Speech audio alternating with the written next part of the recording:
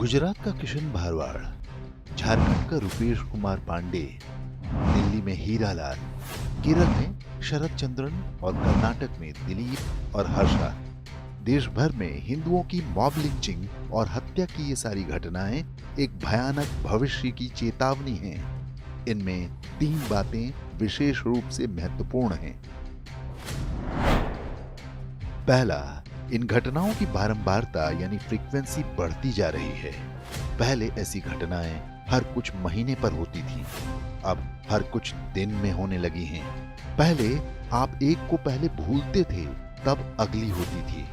आज आप एक पर अपना क्षोभ व्यक्त कर रहे होते हैं, तब तक अगली हो जाती है।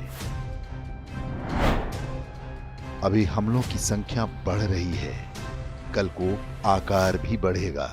जो हत्याएं आज हर कुछ दिन पर हो रही हैं, वे हर रोज कई होंगी और फिर एक दिन बहुत सारी होंगी। ठीक वैसे ही जैसा डायरेक्ट एक्शन डे को हुआ था, यानी हम उनके नियत डी डे के निकट और निकट पहुंच रहे हैं। हमारे इतिहास में ऐसा कई बार हो चुका है, लेकिन हमने या तो अपने इतिहास को भुला दिया या हमें वो इतिहास बताया ही नहीं गया।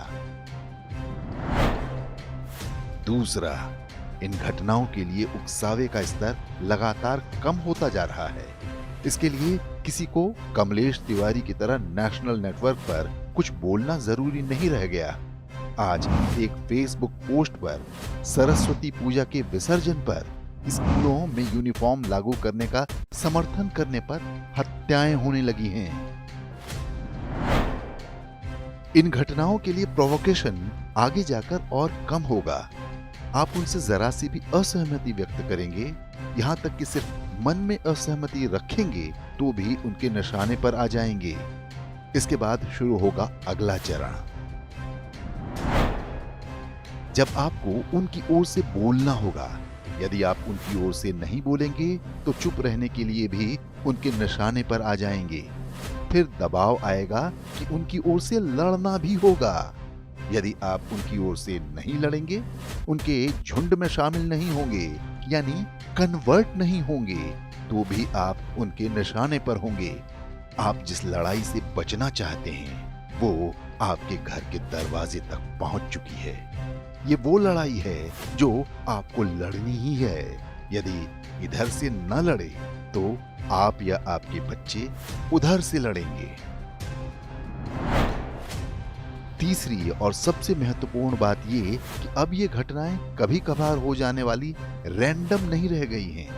अब ये बहुत फोकस्ड हो गई हैं। पूरी योजना के साथ हिट लिस्ट बनाकर टारगेटेड किलिंग हो रही हैं। हजारों लोगों ने स्कूलों में मजहबी लिबास के विरोध में प्रदर्शन किया। उनमें से एक जो अधिक विजिबल था, उसको मार डाला। यानी एक संदेश दिया गया है, जो भी प्रतिकार करेगा उसकी हत्या कर दी जाएगी। ये हिंदू समाज द्वारा प्रतिकार के मनोबल तोड़ने का एक सस्ता और आसान उपाय है। हर खेल के अपने नियम होते हैं। क्रिकेट का नियम है रन, जिसने ज्यादा रन बना लिया वो जीत गया। फुटबॉल का नियम है गोल, जिसने ज्यादा गोल किए वो जीत गया। आपकी ड्रिबलिंग स्किल, आपकी स्क्वायर कट की टेक्निक मायने नहीं रखती। हम युद्ध में हैं। दुर्भाग्य से हमारा जस्टिस फॉर हर्षा कहना हमें युद्ध नहीं जिता सकता। फिर भी हमारे मन मस्तिष्क में पल रहा क्रोध महत्वपूर्ण है। वो हमारे संघर्ष को वैधता देता है। जो तटस्थ हैं, निरपेक्ष हैं, उन्हें शत्रुबोध कराता है। फिर भी मात्र इस भरोसे युद्ध नहीं जीत सकते। युद्ध का नियम है हिंसा। यहाँ जो अधिक हिंसा करने में सक्षम होता है, वही जीतता है।